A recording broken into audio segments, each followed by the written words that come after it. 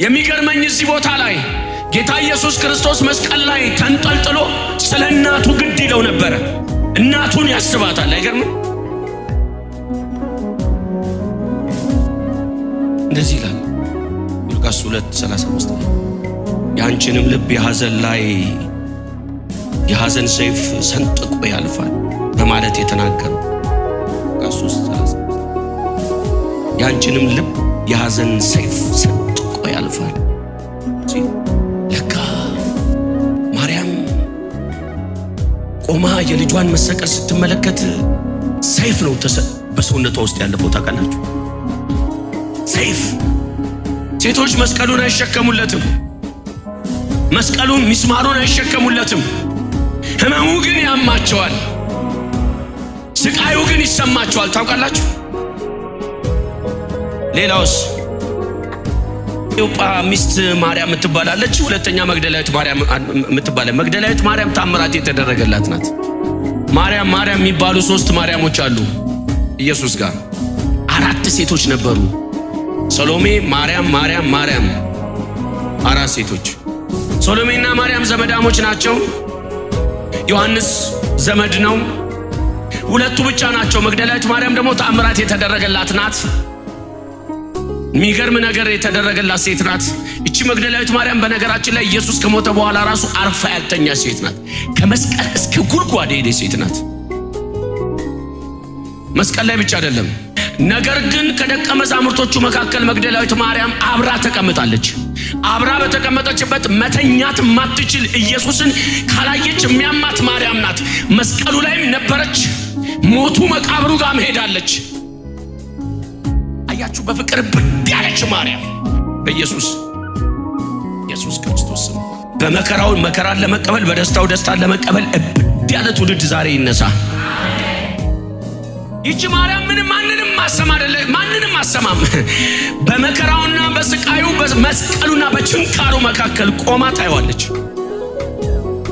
4 ሴት ብቻ መከራው፣ 1 ወንድ ዮሐንስ። የኢየሱስን መከራ ለመካፈል ሳይሆን ለማየት የቆሙት 5 ሰዎች ብቻ። ደቀ መዝሙር ያደረገው ግን 12። ሲከተሉት ሲመግብ የነበረው 5000 ሰው። 2 ዓሣና 5 እንጀራ የባረካቸው 5000 ሰዎች በሉ፣ እሱም ተረፋቸው ተብሎ ስለተጻፈ 5000 ሰው እንጀራ በልቶ ከ5000 ሰው 1 ሰው ታጣለህ። 1 ሰው 5000 ሰው መግበህ 1 መስቀል፣ 1 መከራ ላይ፣ 1 ችግር ጋር፣ 1 ግርፋት ጋር፣ 1 ቁስል ጋር 1 ሰው ታጣለህ። በዚህ ጭንቅና መከራ ሰዓት ላይ ኢየሱስ ጴጥሮስን ቢፈልገው የለም፣ ማቴዎስን ሲፈልገው የለም፣ ሉቃስ የለም፣ ማርቆስ የለም፣ ከመቃብር የተነሳው አልዓዛር የለም፣ አይነ ስውር የነበረው የለም፣ ከደም መፍሰስ የተፈወሰችው የለችም፣ ሁሉም የለም። ከማትወልድ ምን ትጠብቃለህ? የተወለድከው እኮ ከኢየሱስ ነው። አባትህ ኢየሱስ፣ አዳኝ ኢየሱስ። ከኢየሱስ ተወልደ ታዲያ ምን ትጠብቃለህ? ልክ እንደ አባትህ አይነት ዕጣ ነው የሚደርስህ። አገኘ ነው በቃ የልባችን ራሰ።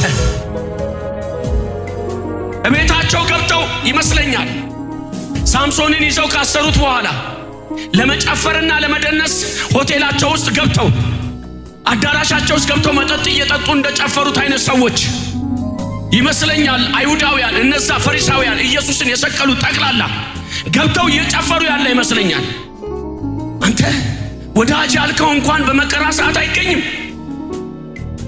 ለነገ ተስፋ የጣልክበት እኔ ምን አይነት ኢየሱስ ነው? ምን አይነት አምላክ ነው? በመከራው ሰዓት አብረው ያልነበሩትን እነ ጴጥሮስ ጠርቶ ወንጌልን እንኩ ብሎ የሚሰጣቸው ምን አይነት አምላክ ነው? ማቴዎስ የሚባል ሰው፣ ሉቃስ የሚባል ሰው የለም እኮ ጭራሽ። በመስቀሉ ሰዓት የሌለውን ሰውዬ፣ በመከራ ሰዓት የሌለውን ሰውዬ ጠርቶ እንካ ይህንን ወንጌል እንካ ለዓለም አድርስ ብሎ ይሰጠዋል። መስጠት ብቻ ሳይሆን ጸጋን ይጨምርበታል። ጸጋን ብቻ ሳይሆን ኃይል ይጨምርበታል። ተአምራት እንዲያደርግ ያደርገዋል። ያንን ጴጥሮስ የወህኒ ቤት በር ከፍቶ እንዲወጣ ሰንሰለት እንዲበጥስ፣ ያንን ጴጥሮስ ተነስ ተመላለስ ብሎ ሽባ እንዲያስነሳ፣ ያንን ጴጥሮስ ለሰው ሁሉ ወንጌል እንዲሰብክ እንካ ብሎ ሰጥቷል። የለም እኮ መከራው ጋር ሸሽቷል እኮ የለም። በችግሩ ሰዓት የለም። የነበሩት በመስቀሉ አጠገብ 4 ሴትና አንድ ይወደው የነበረ ወይም እናቱን ይወድለት የነበረ ማርያምን ይወድለት የነበረ ማርያምን በጣም ነው የሚወዳት ዮሐንስ። ኢየሱስ ነው ዮሐንስን በጣም የሚወደው። የኢየሱስን መውደድ ዮሐንስ ኢየሱስን እንደሚወደው አይገልጽልንም። ኢየሱስ ግን ዮሐንስን ይወደው እንደነበረ ይገልጥልናል። ኢየሱስ ደግሞ ሲናገር ኢየሱስ ማርያምን ይወዳት እንደነበረ እናቱን ይወዳት እንደነበረ ይነግረናል። ለሌሉ ላልተገኙ በመስቀልና በመከራው ላይ ለሌሉ አደራ ይሰጣቸዋል። እንኩ ይህንን ወንጌል ይዛችሁ በአብ በወልድ በመንፈስ ቅዱስም እያጠመቃችሁ ሂዱ ይላል እንዴ?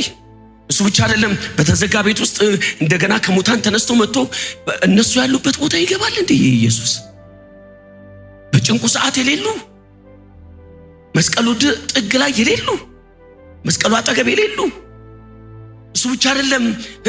እኔ ሄዳለሁ ብሏቸው ከሄደ በኋላ በባለ 50 ቀን ጭራሽ በር ዘግተው ባሉበት መንፈስ ቅዱስ ልኮ አዲስ ልሳን አዲስ ቋንቋ ያናግራቸዋል።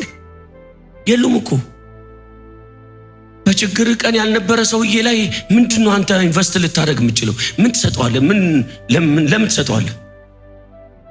12 ደቀ መዛሙርት ሰብስበህ ከ12ቱ አንድ ብቻ ታገኛለህ።